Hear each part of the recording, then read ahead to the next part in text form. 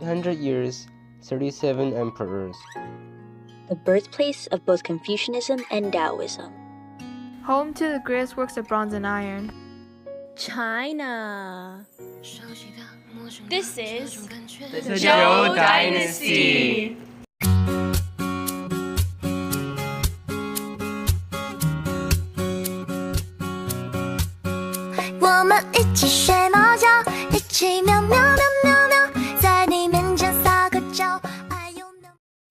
(1099 BCE), King Wei became the king of the Zhou state of China during the Shang Dynasty.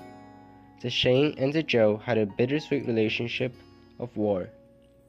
Good King Wen Wang was a very powerful and wise man who made many political allies which helped strengthen his state and amassed wealth for his army. These political allies were neighboring chiefs who helped him get through the defenses of the Shang dynasty by creating a massive military. 1046 BCE, Wu Wang, son of King Wen Wang, fought in the Battle of Muye and brought the Shang dynasty to its knees.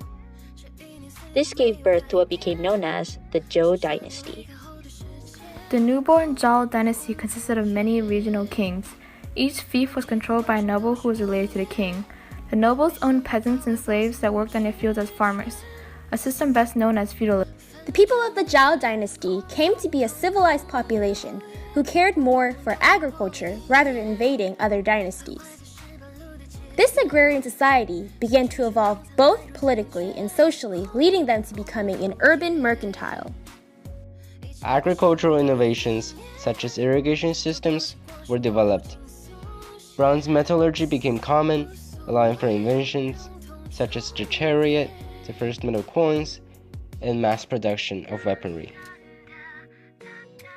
As innovative as they were, they also had their share of problems out of the society.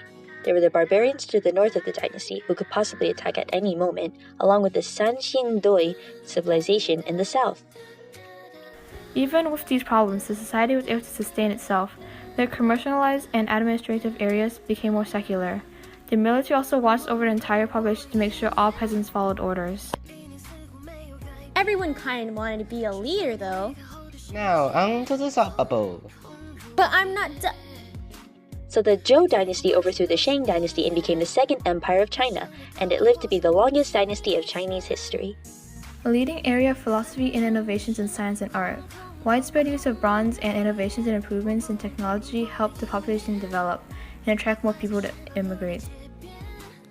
During this time emerged an era of philosophy, and many important early thinkers arose, such as Confucius, who was a conservative and argued that a key to a strong and functional society is to look to the past at model ancestors and follow their examples to strive and become a better person, or as he called, a zhenji. His idea of a peaceful society will live on to influence the Chinese government and culture into how we know it today, along with other great thinkers such as Lao Tzu, making the Zhou dynasty the foundation of later dynasties. 771 BCE.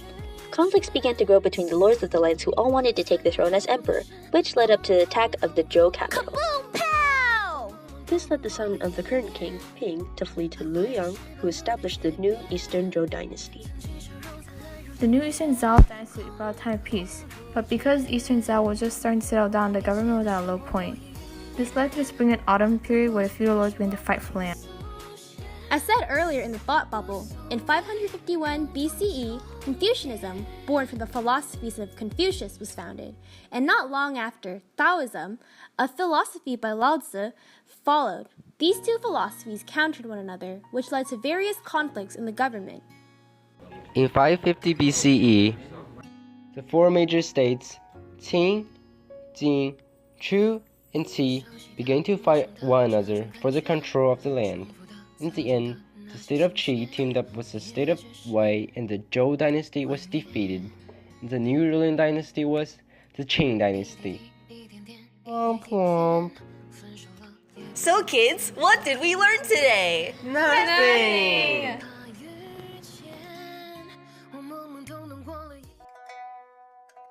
Zhou dynasty, check. Check.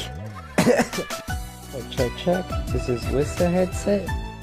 Check. This is without a headset. Metallurgy. I think it's pronounced metallurgy. Sakapo. He. Womp womp.